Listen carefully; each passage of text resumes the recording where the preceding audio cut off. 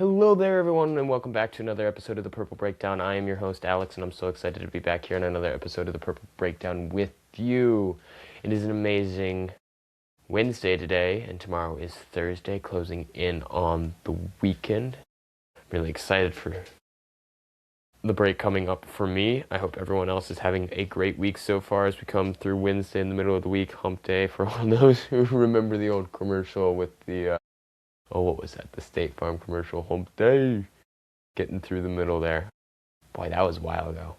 Well, I hope you're all having an amazing day and having a great time. Real quick before we get started, I just want to say if you're enjoying the content, please consider subscribing, liking, and commenting at the start of every video. We feature the comments and you get the shouts out and we get a little discussion going that way, so it keeps engagement going. And please, it makes my day. I love reading your guys' comments. You always come to me with great stuff, and it always makes me smile and gets my brain thinking. We got some good comments for today from NTE and David, and so we'll jump into those here in a second. But I just want to thank you all so much. And a quick other update.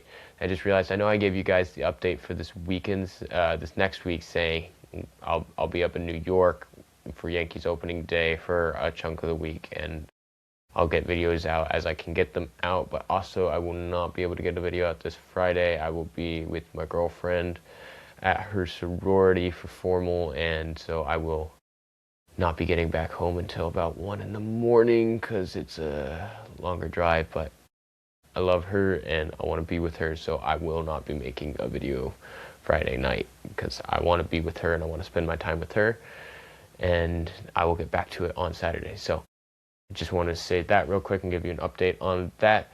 But let's jump into it with the comments.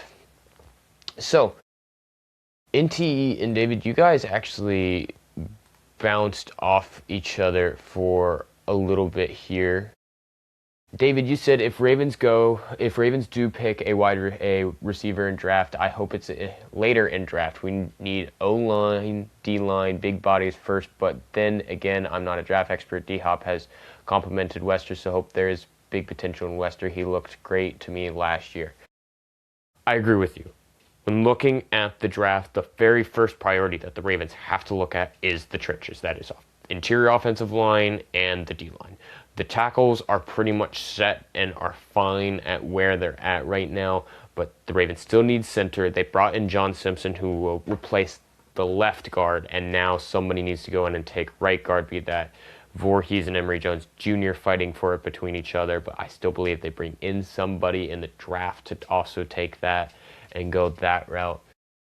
And so I entirely agree with you. First, second rounds, even into the third, two of those picks need to be focusing on the trenches. The second round and third rounds is where the debates is it specifically trench focus, or is it possibly somebody outside of that? And I think there's a few exceptions to the first round not going trenches. I would specifically say if Jeremiah Love falls to the 14th pick, as some people have predicted, the Ravens cannot and should not pass up on that. At that point, that is the running back of the team for the future, and that is something that you cannot walk by. But thank you for the comment. I agree. And also, by the way, Diop had a lot of praise for Wester, and I know Wester really didn't get receiving time last year, but he did get time playing in special teams and taking punt and kickoff returns, and performed really well there and got some big breakouts where he got yards off some of those. And I mean, everyone remembers the preseason where he got the return for the touchdown. And so I think he definitely has explosive ability, and if he can get developed up, he should definitely be considered fighting for the wide receiver 3 spot, if not higher up on it. The only big downside to him is that he is a smaller bodied receiver. I mean, he's 5'9", what, about 170, somewhere in there. So he's a smaller guy, but he's definitely got versatility, and I love hearing D-Hop talk out about him. NTE, you also went down this way and said, yeah, if we re-sign D-Hop, then I think Malachi Fields would be the option at the draft for the big body receiver that we need, or maybe trade for Wicks, but I really like Fields, or we give Wicks a chance if we trade for him and draft Zachariah Branch. And I like Malachi Fields as a big-bodied receiver. I really like him. You later went on to say, but if we go for an extra replace Hopkins, if he leaves a really Chase Roberts from BYU, he is a possibility, a 6th or 7th round pick. He has come down with overall half of contested catches in his career. He's a bigger guy that we need, 6'4", and he could be a good later pick instead of picking 1 through 3. And I agree here with this as well. It's if you're looking for a contested catcher, this is a good guy to look into, Chase Roberts. If he's coming down with half his contested catches, I did not watch as much BYU, and he's a little later in the depth chart. But a 6'4" guy, 6th or 7th round pick. The Ravens have a lot of 6th and 7th round picks. This could be somebody that they go in as long as they pick him early enough that he doesn't fall below that. If they really need somebody, that they could go this route, and especially if they don't want to pick a wide receiver in the first rounds 1 through 3. And I'm agreeing with you on that.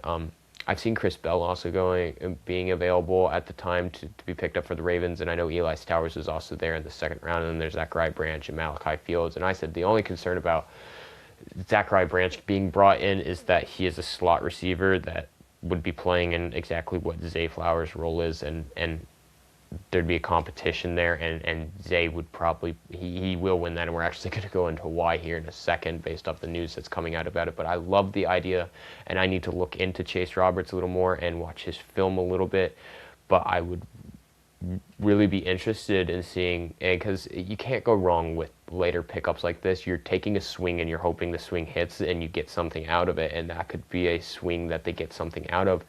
And later round picks have shown that they have the capability of doing that, and the Ravens have gotten good players out of later round picks. And Roberts could be one of those guys. So thank you for the comment, NTE, as well as David. I always love hearing from you guys, and please keep the comments coming. You both get my minds thinking and churning a little bit, and stuff I need to look into. And you always bring up some of the best points. So thank you guys for commenting. Shout out to you two. If anyone else would like to get their comments featured, please comment. I will get them in there. I love hearing from you guys. It makes my day. Oh, and one other quick shout out. Thanks to all who are subscribing. We went from yesterday being at 63 to today we're up to 66 subscribers. So we have gotten 3 subscribers today, which makes me ecstatic and really happy. Thank you all who subscribed today, and shout out to all of you who have subscribed and are subscribed. You guys make my day. You make this channel what it is. You help it continue to grow. We're closing in on 70. That's my goal for this by next month, be up to 70, which I think we can get there pretty easily. And I think by the summertime, I would like to be by July hitting 100. I think that's the goal for by July, hitting 100. And that's a big number that I think we can hit, and I'd love to see that going, because it just continues to grow, and it makes me so happy to see it continue to grow, and I love that you guys love hearing the content that I put out. So thank you, and shout out to all of you guys. And I think once we hit that closer to 100 mark is when I'll be making a Discord and some other stuff. All right, let us jump into it today. So big news, and we talked about receivers yesterday and what was going on there with Zay Flowers and what they'd be looking at. And I said big-bodied X-factor receiver, and NTE, you went into that, and David, you also commented on it. There's news for receivers in Baltimore that has just come out. According to Jeff Strebeck, the Ravens are wanting to extend Zay Flowers this offseason, that they're making an objective this offseason to extend Zay Flowers out. And if they do that, that means they're not picking up his 5th-year option. They're just going to go out, and the 5th-year option is sort of it would be a formality if it does happen. I don't know how I feel about this, honestly. I would have rather seen an extension come possibly next year when the 5th-year option was already extended on him, so that they just sort of pay him $2.8 million this year and keep the cap space down a little lower. Maybe they can organize it that way so the contract is backloaded and stays lower right now, and they can pay him more later on, and that would be the way to do it. But I think it's a shift in talking about how the Ravens look at and operate with a receiver now, and this is a time when they're really looking at a wide receiver that they drafted beyond Rashad Bateman and saying, hey, we are willing to pay you top receiver dollar right now and keep you here long term. And I think it's a shift in the philosophy of the Ravens. And you look at what he's done over the past 2 years, past 3 years, being above 1,000-yard receivers and getting 5-6 touchdowns a season. So you look at what he's done. Well, not at the past 2 seasons being above 1,000 yards. His first season, he was 896, somewhere around 900. So he's been a above 1,000-yard receiver for 2 years now, and is continuing to go forward. I would have thought that they would have waited to do this after executing the 5th-year option and paying him $2.8 million this next year, and the $28 million the year after. I think it's like $27.8 million, and then giving him. But it's a shift in the philosophy of how the Ravens want to go going forward. And if they really get it done, I think it's also trying to show love to the receivers and make a reach out to Lamar, saying, "Hey, look, we're committing to receivers that you know and like well and have a good connection with, that have proven themselves on the team, even if they have had some moments where they have not shown up entirely, like insert AFC fumble." But it's an appeasement to Lamar, in my opinion, a little. Because Lamar's contract was restructured for this season, and it opened up $40 million in that cap space, which is opening up a lot of money for it. And it helps the team make the moves that they have up to this point. And they have about $30 million in cap space to continue to work with and try and put out. However, when looking at this, it's great for this year, but next year, it puts the Ravens in a bit of conundrum, because you want to talk about the cap hit this year and the $74 million cap hit that it would have been this year is horrible, and the Ravens couldn't operate going forward with that. You want to know what the cap hit for next year is? $84 million is the cap hit for Lamar Jackson next year. That's astronomically large and does not help the Ravens in any way for the future going forwards, having 1 year Lamar getting paid $84 million, because then you go into cap space problems. And so they really need to find a way to do a long-term contract extension with Lamar and keep him on the team for another 3-4 more years, extend it out well, he is on contract for at least 2 more years, so extend it out so it's another 2 years longer, or gets him to 4 years remaining on the team, or 5 years, however they want to do that. And yes, he'll get paid money, but you can spread that money out between those years and make it more even, so it's not as cap heavy as it is right now. And he's a great quarterback. I mean, anyone who want to argue that he's not a great quarterback, I think has by this point been proven wrong, that he is not one of the best quarterbacks in the league at this point when he's healthy. And I know there's people who would argue against that. I'm sorry, the numbers argue against you at this point. It's been shown, it's been proven. It shouldn't be an argument at this point anymore. He deserves that money. He's just searching for a Super Bowl now. But they need a long-term contract extension with him to open up cap space for the future. And so I think this getting a contract done with Zay Flowers is not only saying, hey, we are committing to a new philosophy here at the Ravens, where we're committing to wide receivers that are homegrown and have lots of talent, but we're also trying to appease Lamar, who's great friends with Zay Flowers. They practiced down in Florida together in the off season and so on. They're both from South Florida, and trying to appease Lamar and say, look, we are keeping people here that you want kept here. Let's work this out. Let's get this contract extension done and over with so that we have cap space for years to go forward and you retire, Raven. And I think that's their goal with this right now. But we'll see if it gets done this season. I still think they have money to play with, but you'd rather keep Zay's contract lower this year and pay him more next year. Keep him lower this year, especially with the moves that still have to be made this year. So that's my take on it.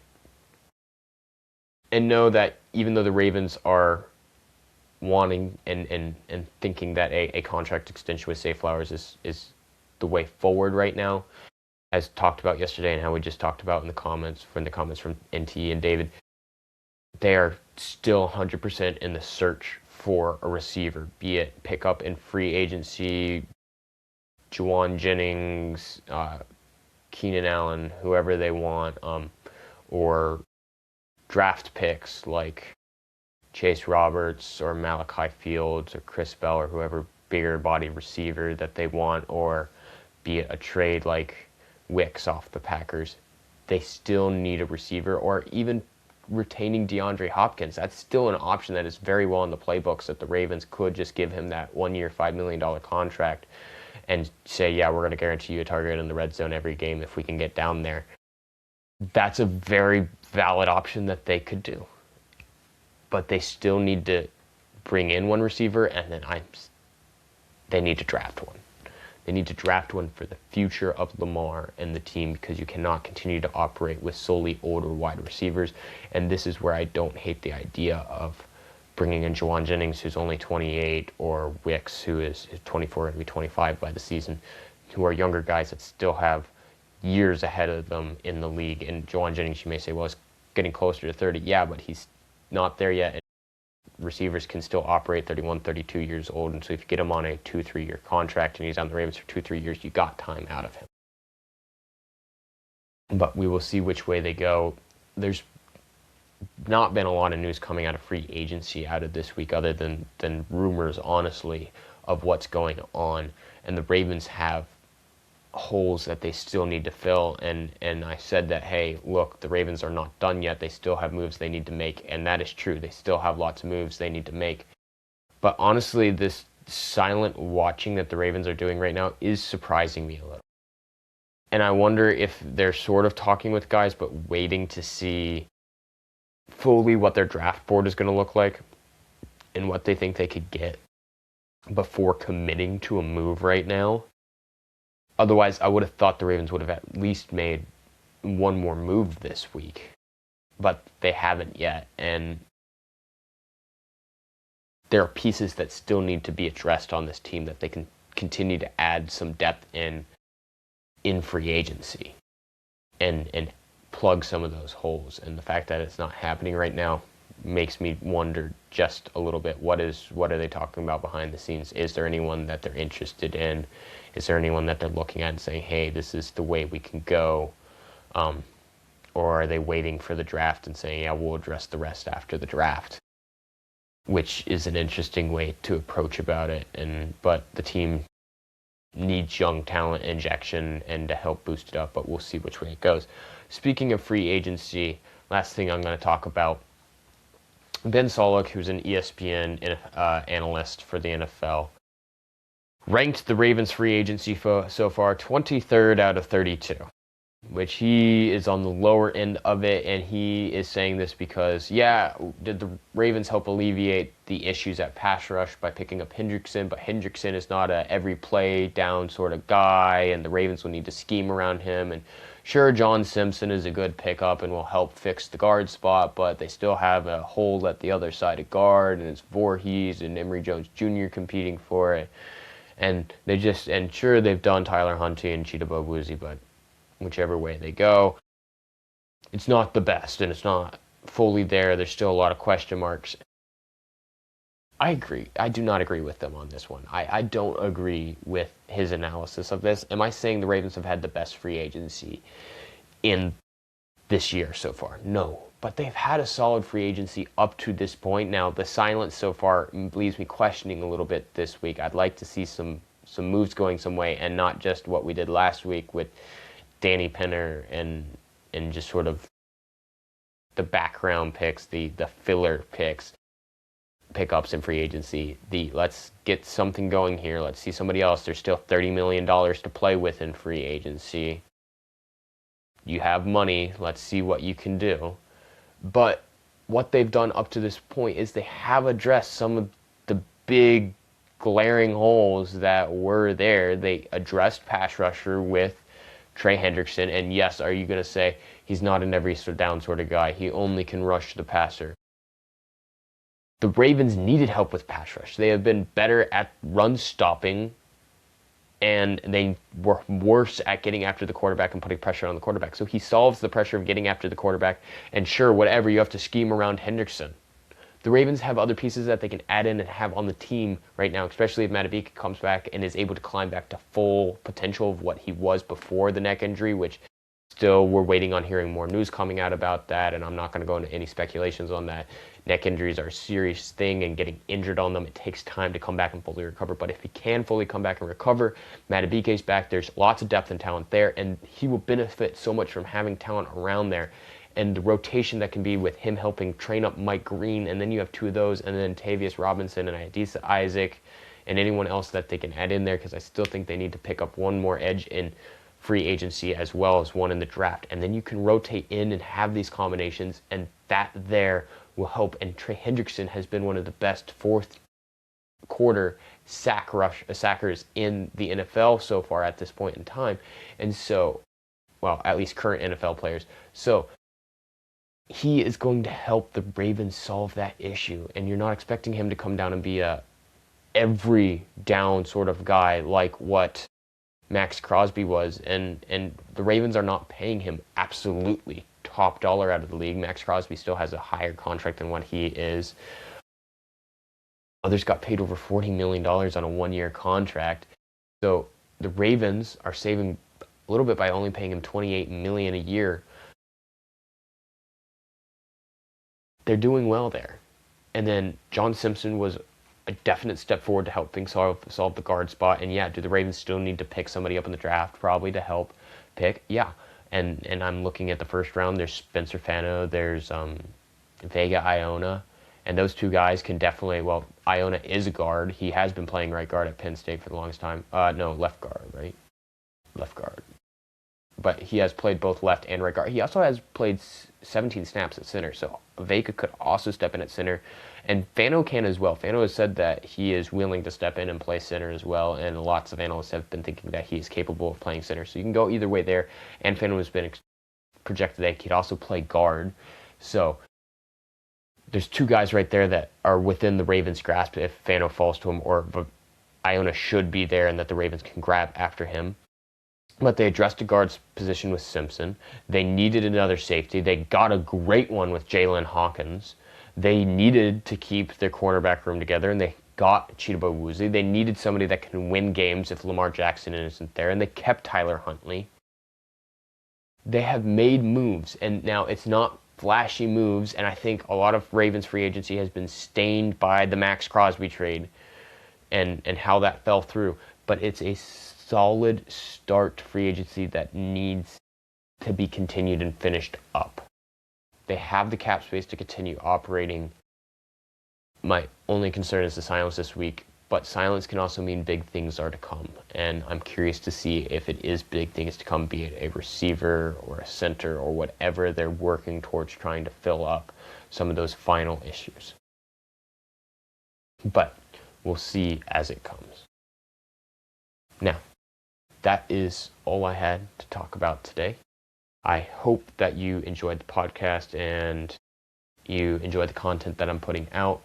It's been a silent week in free agency. I'm really hoping that something does come out so we have something new to talk about and some players to talk about and their addition of what they can be to the team, or that some more talks come out about visits of players that are going to be for the draft coming in and talking to the Ravens, and we can dive into those players as well. This is a time of year, especially when the visits start happening and the meetings. I love talking about those. I love diving into those, and that really lets us narrow down the list of players that the Ravens are looking at. It may not be a guarantee that they're picked, but they're at least looking at them, and I love the ability to do that. So hopefully some of that starts rolling out here soon. I want to thank you all so much for joining in and listening to the podcast. If you enjoy the content that you're hearing, please, again, consider subscribing, liking the video, commenting. Those comments get featured in the first segment of every long form video. If you're on Spotify, do the same. Follow, review, leave a comment. I want to thank you all so much for joining in and stopping by again. I will not be posting a video on Friday. I will have one out tomorrow, but I will not be posting one on Friday. I want to thank you. Have a great rest of your day and enjoy tomorrow.